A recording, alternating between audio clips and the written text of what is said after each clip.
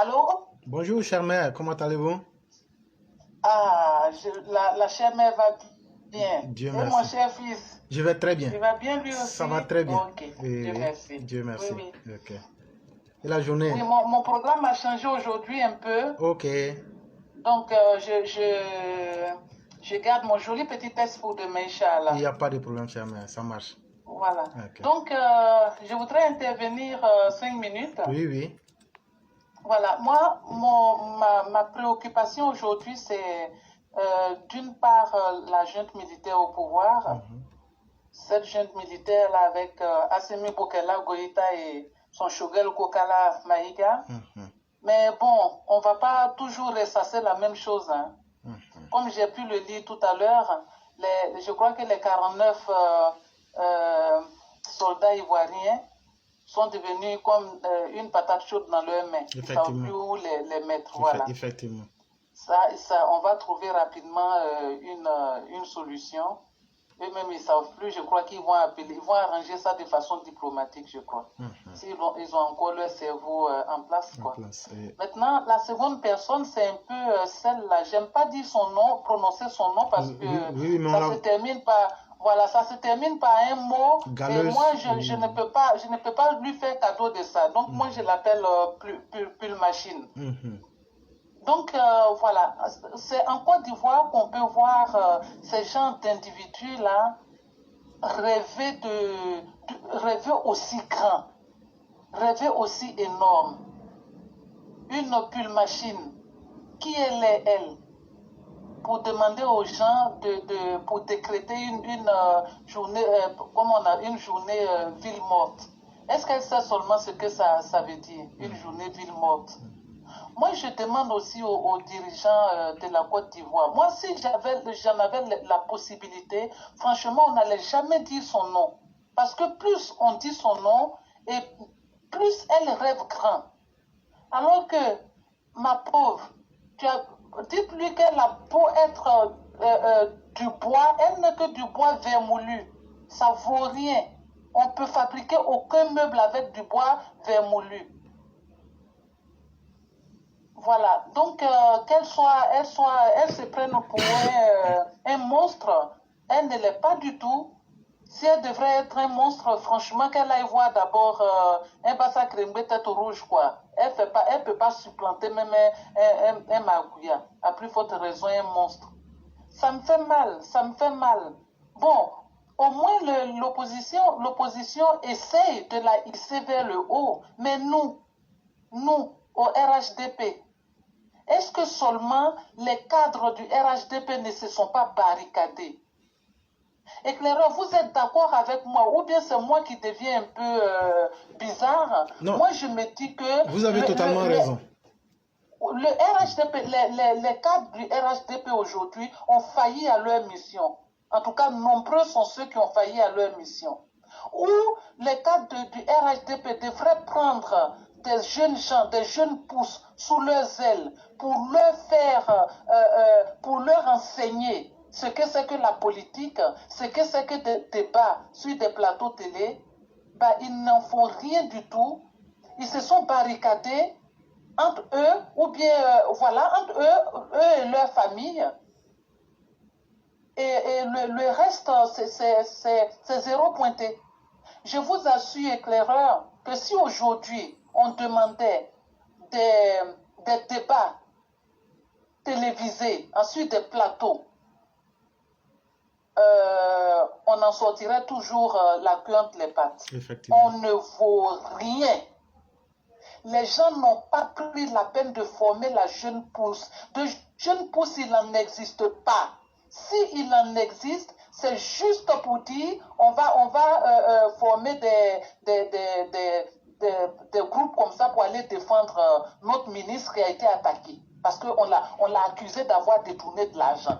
Donc ils ont des vestes serrées sur eux, des pantalons serrés. Je ne sais même pas comment ils font pour s'asseoir que ça ne pète pas. Ils ne valent absolument rien. Rien. Ni leur patron, les ministres, relayer les informations capitales pour informer le plus grand nombre de personnes. bah, Pulchérie n'allait pas aujourd'hui se comporter comme ça. Et je suis sûre que nous allons la laisser atteindre son objectif. On est en train de fabriquer un monstre. Elle a beau être un monstre en porcelaine, mais c'est un monstre qu'on est en train de fabriquer. Plutôt que de détecter le monstre. On est en train de l'accompagner. Aujourd'hui, on parle d'elle. Même si elle a lancé comme ça quelque chose dans le vent, mais l'idée, c'est que on parle d'elle et ça, elle a réussi. Et ça, c'est mal. Plutôt que de parler d'elle, on devrait parler des jeunes pour mettre en lumière les faits si grandioses du de la République.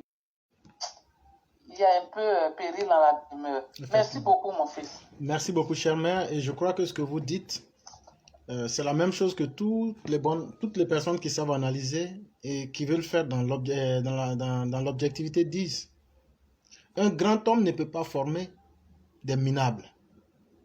Est-ce qu'aujourd'hui, Alassane Ouattara, comme je le disais, est fier de voir des gens qui ne peuvent même pas émerger autour de lui? Parce que aussi la qualité d'un dirigeant, c'est être capable de créer un environnement où il y a une saine émulation et où il y a cette compétition-là des cerveaux. Mais malheureusement, tel n'est pas le cas actuellement pour ce que nous voyons. Mais espérons bien comme nous le disons. Nous sommes aussi dans un monde où certains croient au miracle, que certains peut-être pourraient se ressaisir. Espérons le bien. Sinon, comme disait quelqu'un, nous ne sommes pas partis sur le bon pied pour l'instant. Ça, au moins, ça va choquer beaucoup, mais il faut qu'on ait le courage de se le dire. Et vraiment, merci d'être revenu encore pour rouvrir cette plaie béante et puante pour que les gens en prennent réellement conscience. C'est vraiment important. Voilà. Merci beaucoup, mon fils. Je vous en prie, chère mère, et vous passez une excellente soirée. Et j'aimerais le dire, même si on trouvait des jeunes pousses, il faudrait quand même que ce soit des jeunes pousses qui résistent à l'argent, à la part du gain facile. Voilà, parce qu'on en a vu ici qui pour 50, juste le prix de je ne sais pas quoi qui se sont... peut-être le transport d'un taxi parisien, peut-être de Paris à l'aéroport, 50 euros. Voilà, 50 euros. Pour ça, ils sont allés s'asseoir et puis ils se sont prostitués moralement. Et puis après, ils se sont levés. Ils sont rentrés chez eux. Et maintenant qu'on le sait, j'espère seulement qu'ils osent se regarder dans la glace.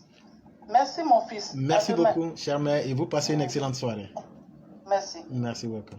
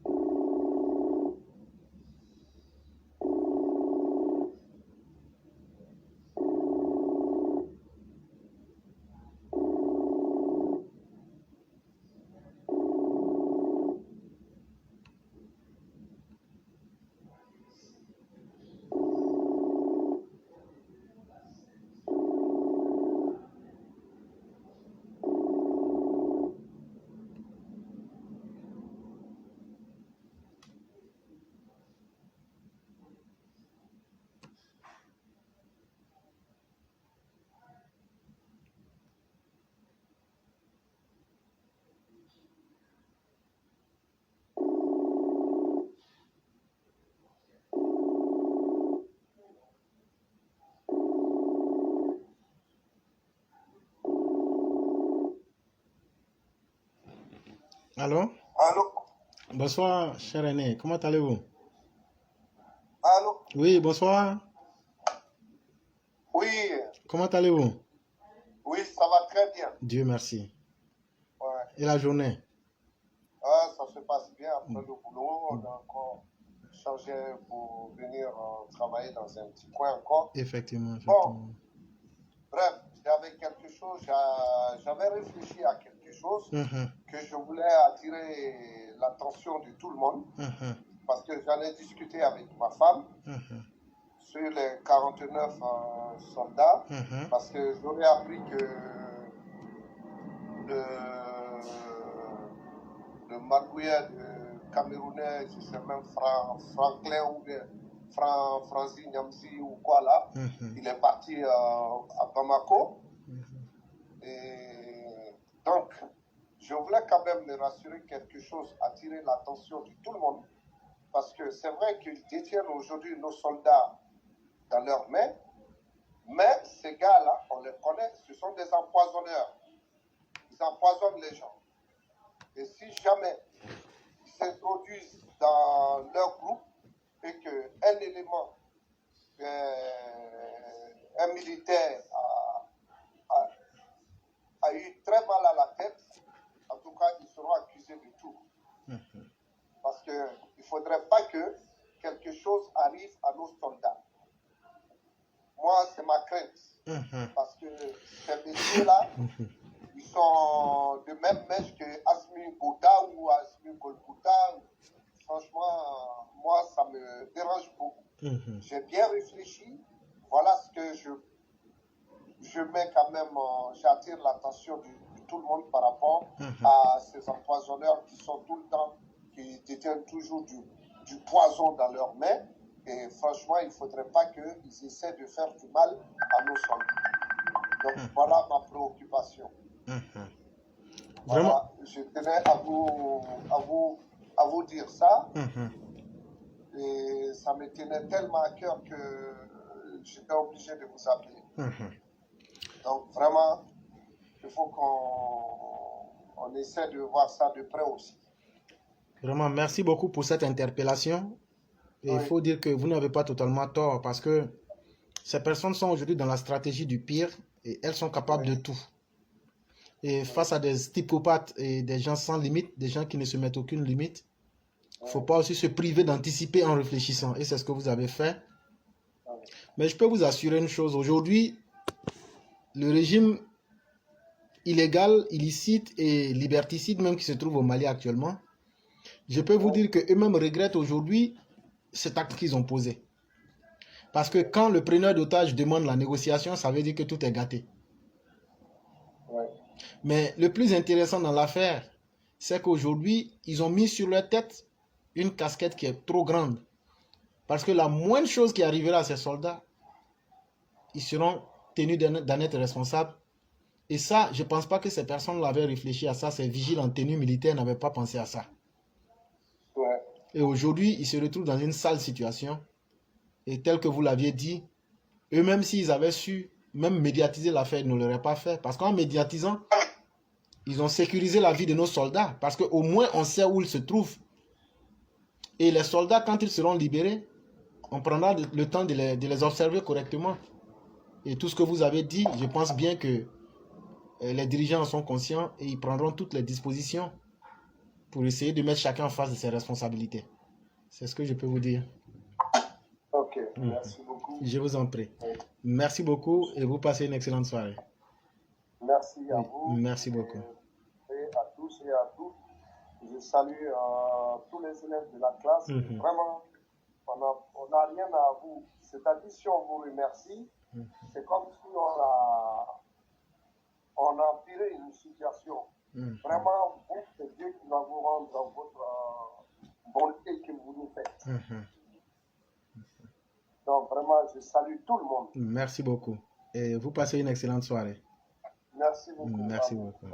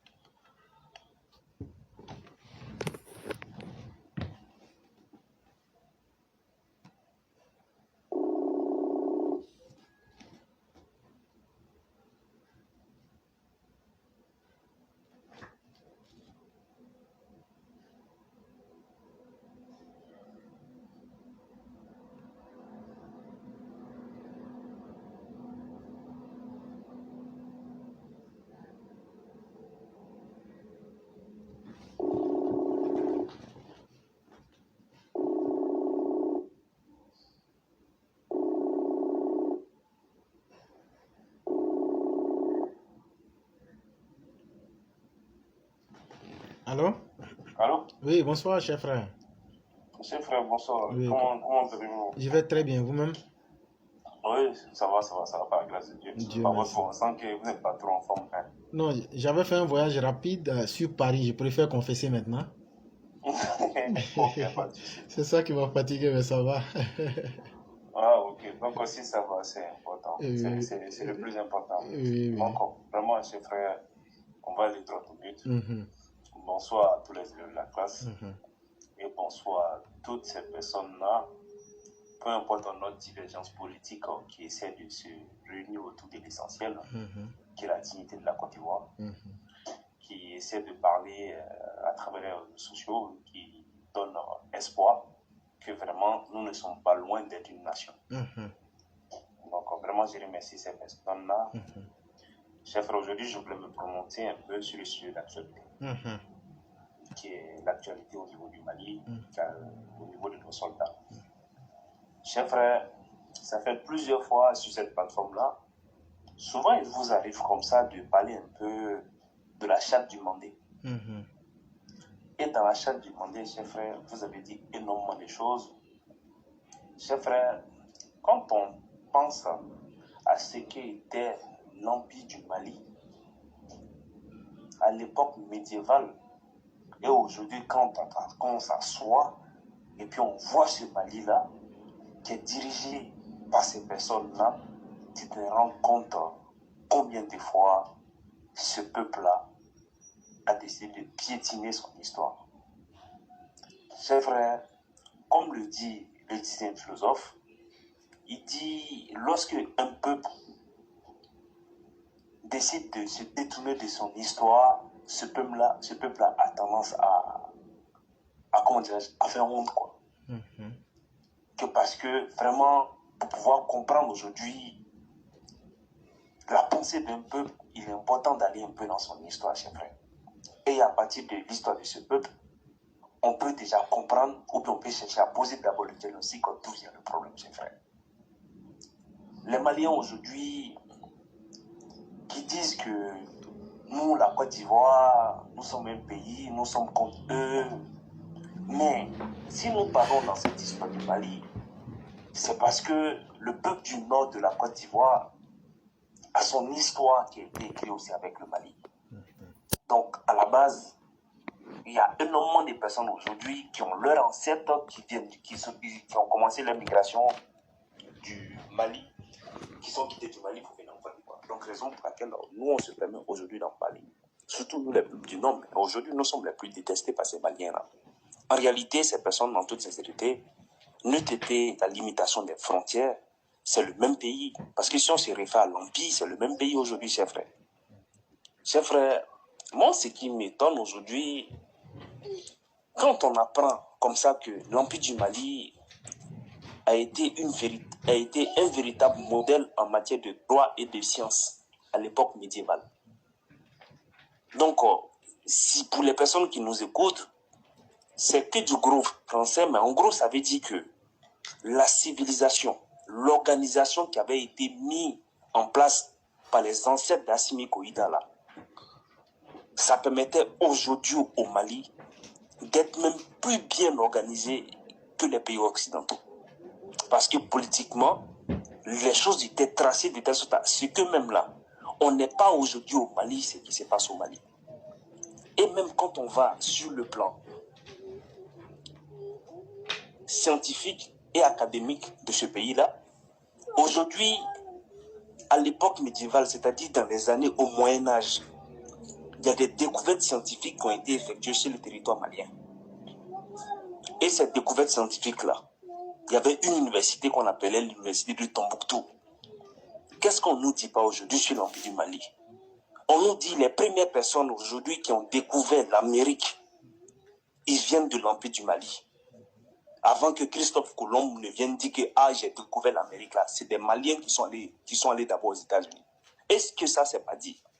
Mais aujourd'hui, quand tu vois ce peuple-là en train de se comporter comme un moins que rien, chers frères, ça fait très très mal. Tu as l'impression que ce peuple-là même, pourquoi même là, leurs ancêtres ont fait tous ces découvertes-là, tous ces sacrifices-là pour eux. Le mal du Mali aujourd'hui, c'est le fait que, comme le disait un auditeur, ils n'ont jamais considéré les grandes personnes qui ont pris ce Mali-là à cœur et qui ont fait de ce Mali aujourd'hui ce que le Mali est. Je me souviens comme ça, vous avez parlé du président. Le premier président, il s'appelle un peu Moussa, un truc comme ça, de la manière dont il était enterré. Modibo Keïta. De la manière dont il est enterré. Et qu'est-ce qui a été écrit sur sa tombe?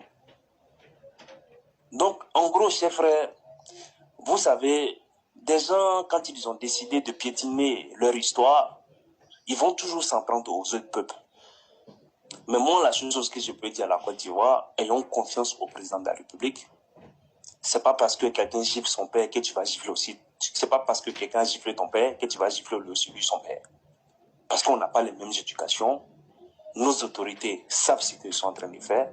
S'il y a de la voix à donner, nous allons donner de la voix. Parce que ce peuple-là, vraiment, ils font aujourd'hui honte à toute l'Afrique. Si toute l'Afrique de l'Ouest est restée aujourd'hui dans ce état-là, c'est parce que le peuple malien, ils n'ont pas pu prendre l'héritage aujourd'hui de cet empire du Mali-là, qui allait de profiter à toute l'Afrique de l'Ouest. Ils se sont barricadés là-dessus. Ils ont commencé à rejeter le peuple même qui détenait le savoir, c'est-à-dire le peuple du Tombouctou. Ils se sont mis dans leur clan. Ils sont tout le temps au sud là-bas pour dire non, c'est nous qui sommes les vrais Maliens. Les autres là ne sont pas des vrais Maliens. Donc, chers frères, vraiment, c'est ce que je pouvais dire sur le cas Mali. Demain, je vais toujours le dire, il faudrait qu'on ait confiance en nos autorités et le président ne va pas négocier avec eux. Parce qu'aujourd'hui, il y a un paradoxe. Sorogium, toi tu fais une déclaration, tu demandes à la Côte d'Ivoire d'aller négocier le sort de ces 49 soldats-là, sachant que derrière même, c'est toi-même qui es en train de souffler la braise, c'est toi qui es en train de diriger Assimi Goïta. Et ce sont tes cyberactivistes aujourd'hui qui sont les plus heureux. Mais bientôt, cette histoire du Mali là, comme les djihadistes là, ça devenait Kamba dans la gauche de Sorobio. Non, chers frères, j'en ai fini sur ce côté-là. Chers frères, je voulais revenir rapidement sur un sujet qui me tient énormément à cœur. M. Berthet a eu à le dire. C'était concernant ce qui s'est passé à Oudine, chers frères. Moi, sur cette plateforme-là, j'ai préféré prendre la parole, j'ai préféré parler de cette situation parce que c'est inacceptable, chers frères. Si il y a des Oudinenkas qui m'écoutent sur cette plateforme-là, aujourd'hui, vos cadres ont décidé de transformer vos parents. Ils ont décidé de transformer vos parents et aujourd'hui, les cadres ont demandé à vos parents de chanter pour eux. À chaque fois qu'ils viennent à Oudjene. Et la chanson là, c'est la suivante. Adama, Kamara, Touré, Naseneba. Ce sont vos parents, on met en rang. À chaque fois qu'un cadre vient là, on demande à vos parents de venir chanter pour eux. Aujourd'hui, nous avons tous vu sur les réseaux sociaux ce qui s'est passé à Oudjene. À Oudjene, on parle d'une brigade rouge à Oudjene. Mais comment est-ce que cette brigade rouge-là est née? Cette brigade rouge-là a été mise en place par les chefs, les Kabla d'Oudjene.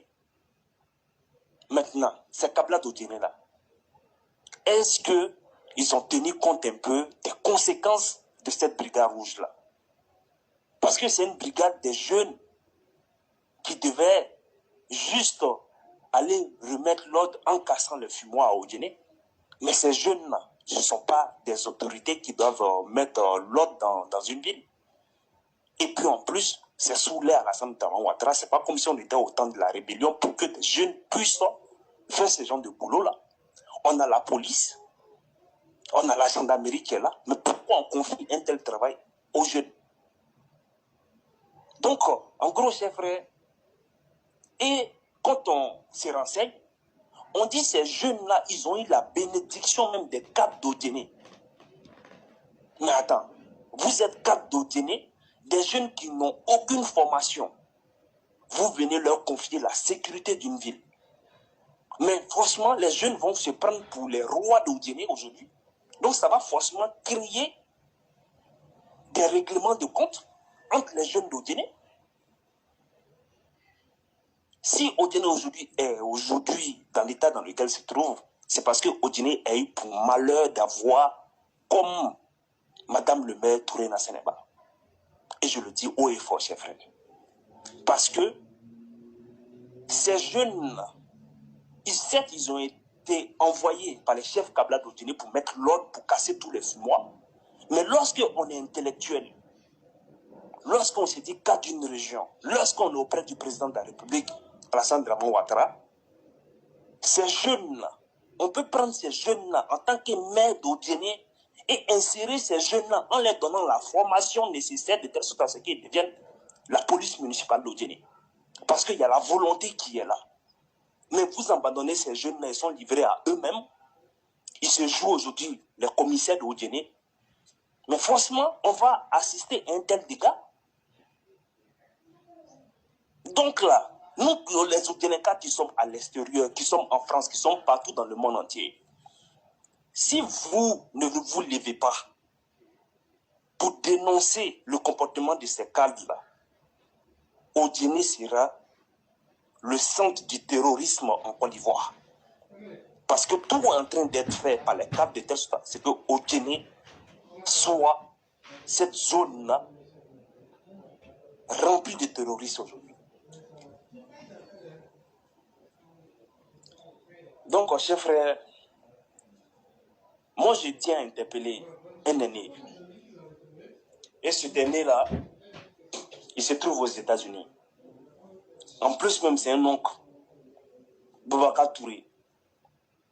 Cher aîné, Boubacar Touré, si tu m'écoutes, tu as été la première personne aujourd'hui sur les réseaux sociaux à charger cette histoire de Alassane Ouattara.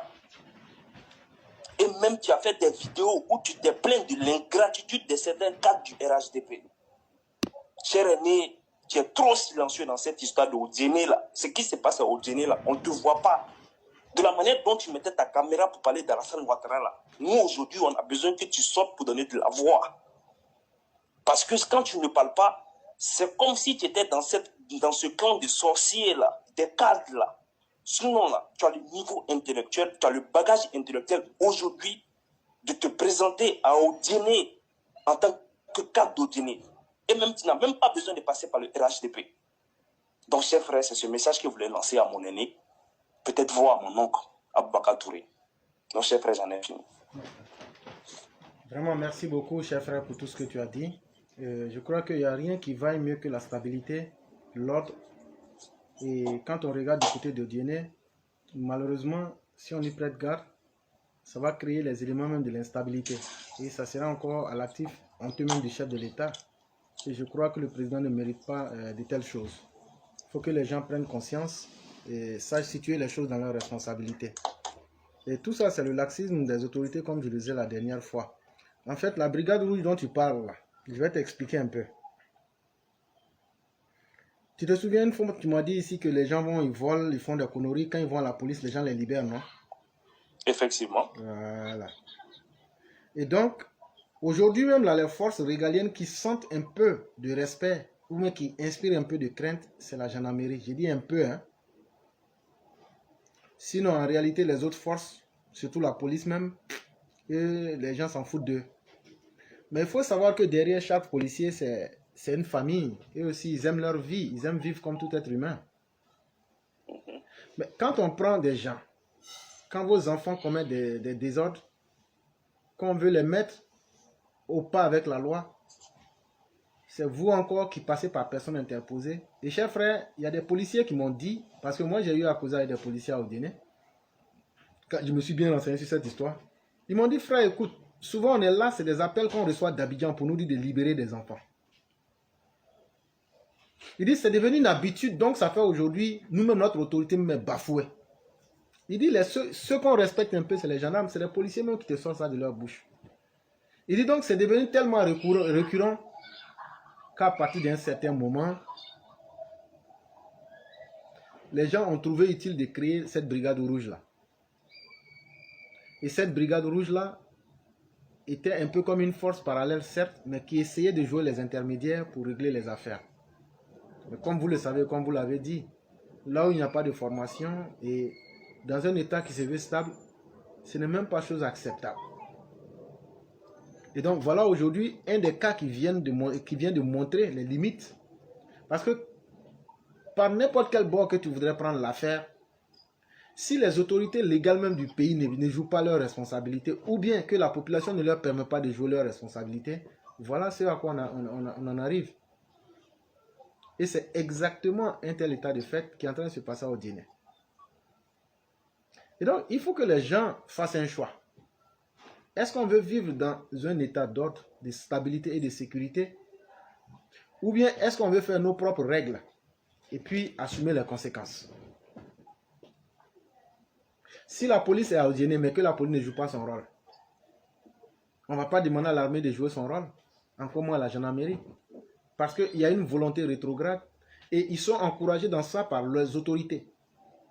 Parce que les coups de fil qui viennent d'Abidjan pour leur dire de libérer ICY, ce n'est pas des faits hasardeux. Est-ce qu'on fait ça ailleurs en Côte d'Ivoire quelque part? Je ne sais pas. Non. Mais je dis que c'est déjà un très mauvais signal. C'est vrai, vous avez supporté le président. C'est vrai, vous dites même que le président serait votre neveu. C'est vrai que le président a beaucoup d'égards pour vous. Mais en agissant ainsi, vous le mettez dans une situation de honte. Et vous-même, vous vous mettez à dos même la République. Parce qu'on peut poser des actes, mais encore faut-il calculer l'importance des actes et leurs conséquences. Malheureusement, les gens n'ont pas compris cela au Guinée. Et on veut fonctionner dans un état de désordre. Et on veut fonctionner n'importe comment. Quand il y a des choses sensibles où c'est la police ou la justice qui doit régler, on nous appelle des conseils des sages corrompus pour régler ça bêtement et n'importe comment. Et après on dit de continuer. Mais un problème mal réglé, deux problèmes mal réglés, des dizaines, des centaines de problèmes mal réglés, ça va toujours conduire à des bombes à retardement. Et c'est bien un cas qui est là comme ça aujourd'hui. Est-ce qu'il ne faut pas donner à l'autorité tout son sens, sans regarder les yeux de qui que ce soit? C'est là que moi j'accuse les gens d'Odiéné, les cadres.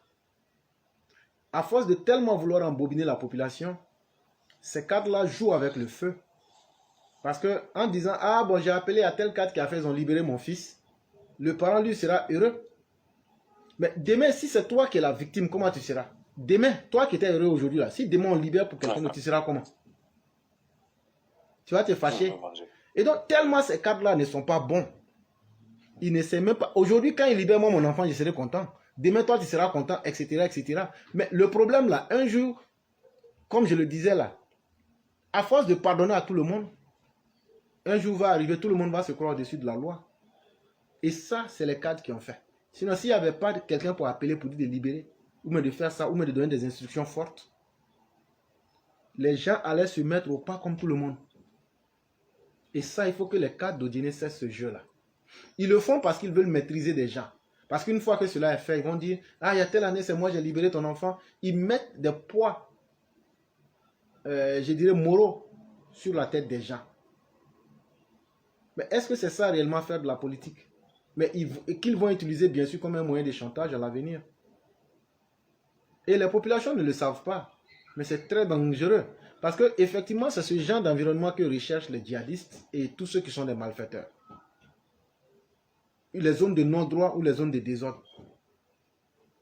Et vous êtes en train de vous amuser avec une situation où aujourd'hui, le policier est formé, quel que soit le policier que vous verrez, vous pouvez le sous-estimer. Mais au moins, il a subi une formation dans quelque chose que toi, tu ne sais pas. Toi, tu n'as pas fait la formation, tu ne connais pas. Puisque dans la police, il y a plusieurs segmentations. Donc, dans la pensée collective, le policier, c'est celui qui est en complet kaki et qui a une matraque à côté puis un pistolet. C'est un peu plus profond que ça. Il y a la police criminelle, il y a la police scientifique, il y a la police de recherche, il y a la police juridique. Il y a beaucoup d'autres choses. Donc, quand vous voyez un policier là, ne vous contentez pas de dire, ah, c'est un policier, ça s'arrête à ça. Son rôle, c'est de courir derrière les gens et les attraper. Ça, c'était peut-être l'image du colon. Mais malheureusement, les gens de Guinée ne comprennent pas. Mais tant que vous n'allez pas comprendre et vous mettre dans la loi, ces conséquences-là et ces choses-là vont se multiplier et vous allez assumer les conséquences. Et les cadres même n'aident pas, comme je le disais en ligne de fond. Les cadres même encouragent à l'abrutissement même des populations et au désordre même dans leur région, parce que pour eux, ça serait la meilleure arme pour pouvoir contrôler les gens. Et donc, il faut que tout ça change. Il doit y avoir une décision forte d'Abidjan pour donner des instructions fortes, quelle que soit la personne. Il ne faudrait plus qu'on libère des bandits, ou même des brigands, ou même des gens qui ont fauté contre la loi. C'est très important.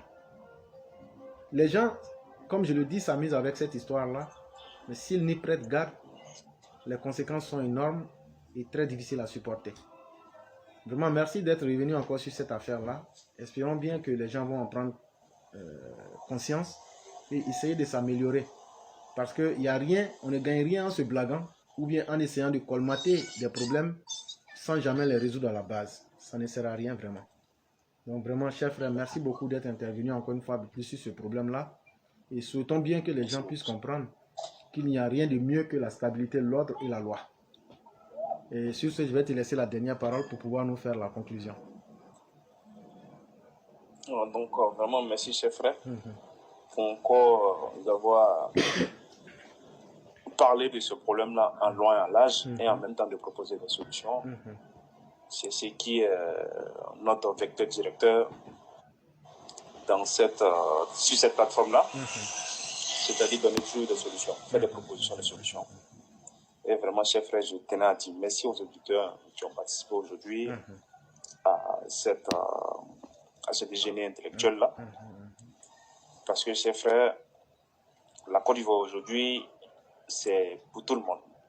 Même c'est pour même les étrangers. Donc aujourd'hui, si la Côte d'Ivoire ne se porte pas bien, c'est peut-être toute l'Afrique de l'Ouest qui ne se portera pas bien. Si le Mali ne se porte pas bien, c'est toute l'Afrique de l'Ouest qui ne se portera pas bien. Donc vraiment, continuons toujours de dénoncer ce régime populiste d'Assimi Goïta, de telle sorte à ce que nos soldats puissent être libérés. Et s'il y a certains membres des familles de ces soldats qui nous écoutent, sachant que ce problème-là, nous allons toujours dénoncer de telle sorte à ce que vous puissiez avoir vos époux auprès de vous. Donc, chers frères, merci beaucoup. Merci à tout le monde. Et je dis bonne nuit à tout le monde. Merci beaucoup, chers frères, et bien les choses à tout le monde. Merci beaucoup.